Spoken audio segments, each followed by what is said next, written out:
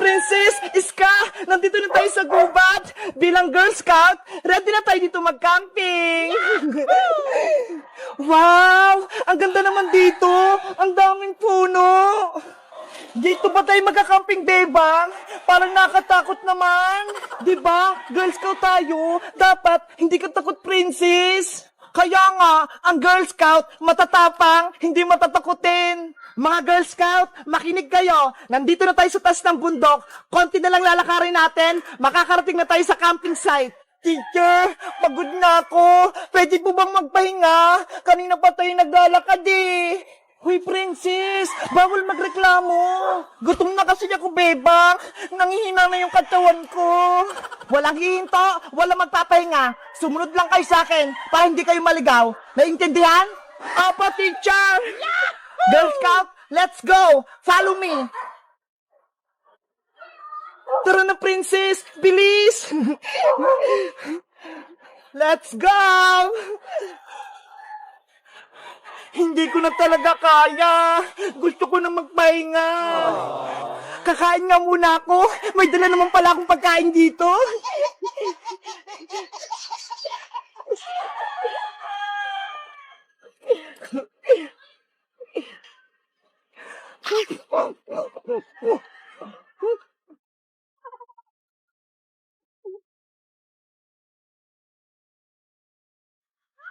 Girl Scout, bilisan nyo! Ang taas pa ng lalakarin natin! Oh no! Ang bilis naman ni Teacher Magda! Masukol ngayong daanan eh! Baka may ahas! Teacher Magda! Wait lang po! May Yakult pa pala ako dito!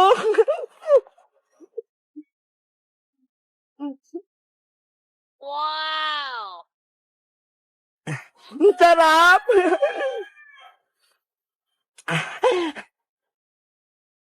Ayun! Busog na ako! Pwede na ulit ako maglakad!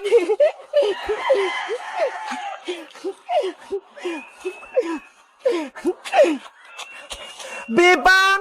Iska! Nasaan na kayo? Lagot! Nahiwalay ako! Oh no! Meanwhile,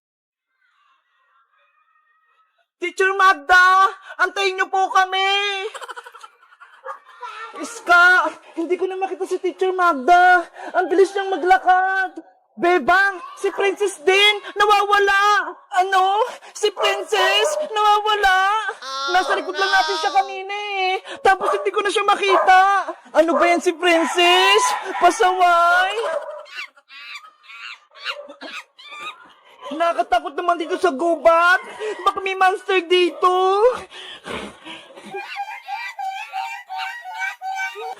Ano yun? Parang may mga unggoy! Ah!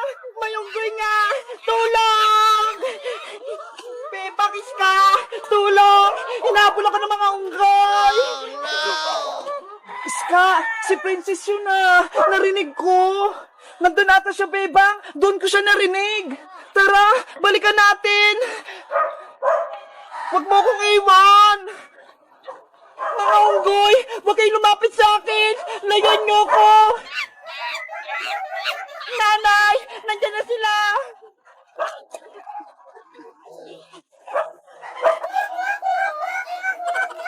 Nakakatakot naman dito sa gubat!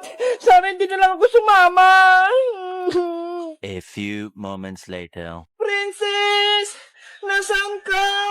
Princess! Magpakita ka na! Iska! Tignan mo ho! May pinagkainan dito ng saging! Baka si Princess kumain nito, kaya siya naiwan! Si Princess kasi, laging gutom. Girl Scout naman siya. Dapat, malakas siya. Hindi siya gutumin. Ayan tuloy, nawawala siya. Hanapin natin si Princess Iska. Paggabi na ho. Baka pag madilim na, hindi na natin siya makita. Tignan natin siya ron, Bebang. Bebang! Iska! Tulong! Nandito ako sa puno! Hello guys! Magandang araw! Umakyat kami ngayon sa bundok kasi Girl Scout Day ngayon. Kaso, si Princess, nawawala siya, naliligaw. Alam nyo ba kung saan namin siya hanapin? Mag-comment lang kayo para sa part 2. Bye-bye! Ready, get, set, go! Bebang, antayin mo ko!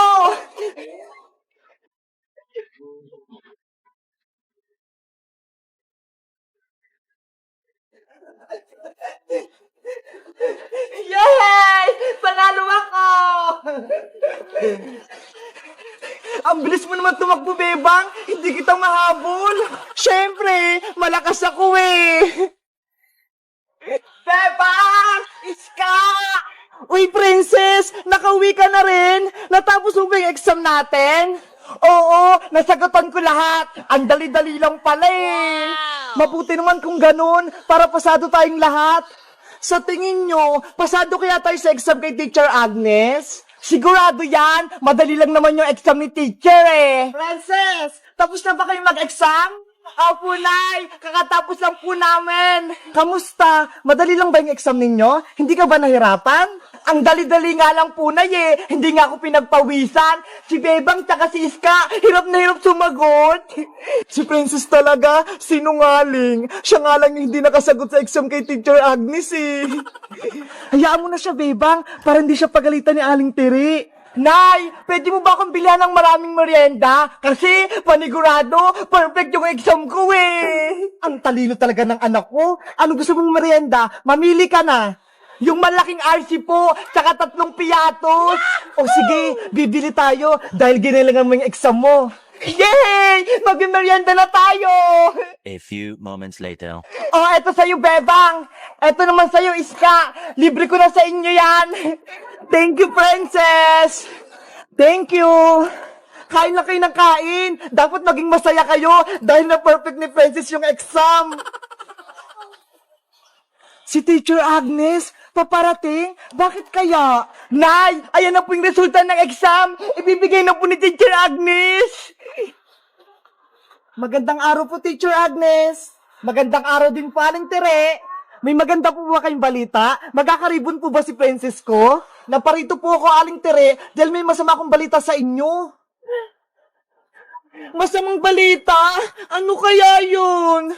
Bagsak po ba si Iska tsaka si Beba? Ang katunayan po, si Princess, bagsak po sa exam. Oh, no. Lagot!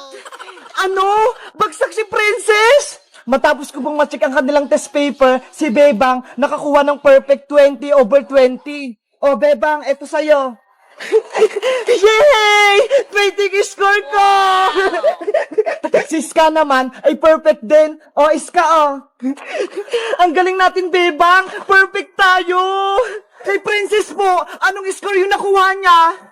Si Princess tsaka si Boy yung butike, pareho yung score nila, 0. Ano? 0? Nakakaya ka, Princess! Yari ako nito kay nanay. Ang masama pa po, Aling Tere, nagkumpiyahan pa si Princess tsaka si Boyong. Kaya po nakakalungkot na balita, si Princess po ay bagsak sa school. Anong ginawa mo, Princess? Nagpamerienda ka pa? Sabi mo, perfect yung exam mo, yun pala 0? Kasi po, Nay, nakalimutan ko pong mag-review eh. Kaya hindi po ako nakasagot. Pasaway ka talagang bata ka? Hindi mo ginaya si Bebang tsaka Iska. Perfect! Ayaw nga po nila akong pakopyahin eh. Hindi po sila nagbibigay ng answer nila. Gusto mo pa talagang mangopya? Alam mong bawal yun? Ginagalit mo talaga ako? Nay, wag po! Wag mo akong takbuhan! Malilintikan ka sa akin! Aling Tere, wag niyo pong paluin si Princess! Kawawa naman po siya! Kailangan ko siyang mabigyan ng perfect na palo para matuto siya! Princess! Tulong! Papaluin ako ni nanay! Si Princess, itlog sa exam! Kaya papaluin siya ni Aling Tere! Hello guys! Magandang araw! Ako si Iska! Kami ni Bebang, na perfect namin yung exam namin. 20/20. Tingnan nyo ho.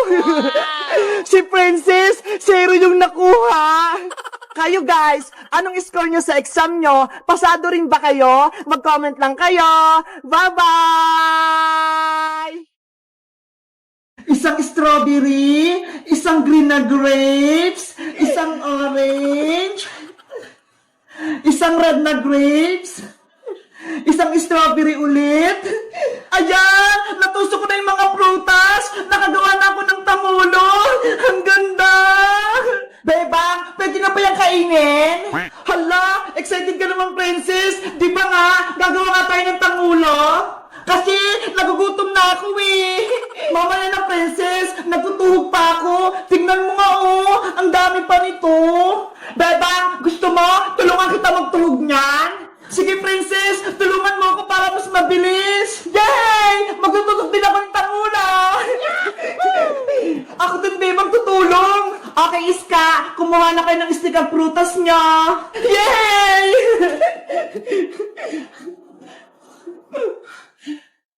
Wow! Ito yung unahin ko! Malaking strawberry! Ang sarap! Hoy, princess! Bakit mo kinain yan? Sorry, beba! Natakap kasi ako eh! Ang sarap ng strawberry! Ikaw talaga, princess! Hindi mo mapigilang kumain, oh! Huwag ka na nga lang tumulong, princess! Kami na lang ni Sky magtutug sa mga prutas! Beba! Huwag naman! Gusto kong gumawa ng tamulo! Ikaw kasi! Pasaway ka! Kinakain mo yung prutas ni Bebang! Hindi na maulit! Promise! Sige na nga! Basta huwag kang kakain ha! Kung hindi, palalabasin kita dito sa bahay! Bebang! Hindi na talaga! Okay! Magtusok na tayo ng tangula!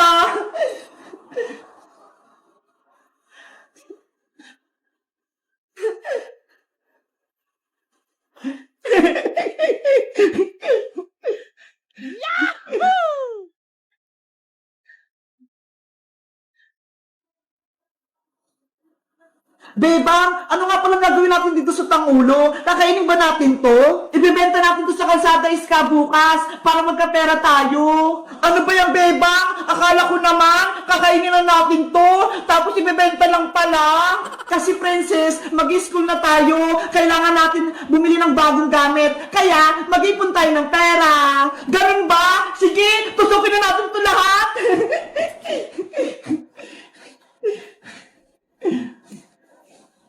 Nakakatakam tong mga grapes. Parang ang sarap kainin.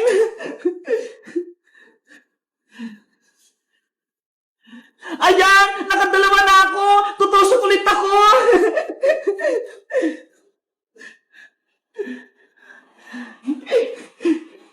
Ako din! Ang ganda na nitong nagawa ko! Ako din! Tapos na itong pangalawa! Bilisan natin para matapos natin kaagad!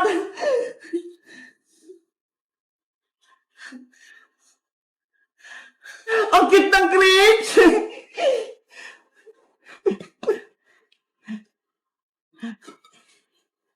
Itong strawberry naman, fresh na fresh! Ay, nahulog! Pupulutin ko! Ayan, hindi na ako makikita ni Iska pati ni Bebang. Pwede ko na itong kainin.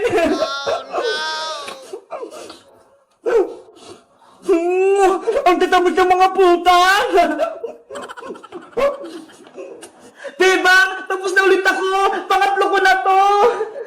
Ako din, Iska! Pang-apat ko na to! Princess, anong ginagawa mo dyan? Huwag ka maingay, Iska! Bebang, si Princess! Kinakain na naman yung mga prutas! Princess, huwag mo kainin yan! Bebang, nakain ko na yung tinusok ko! Ang sarap! Ano ba yan, Princess? Ang takaw mo talaga!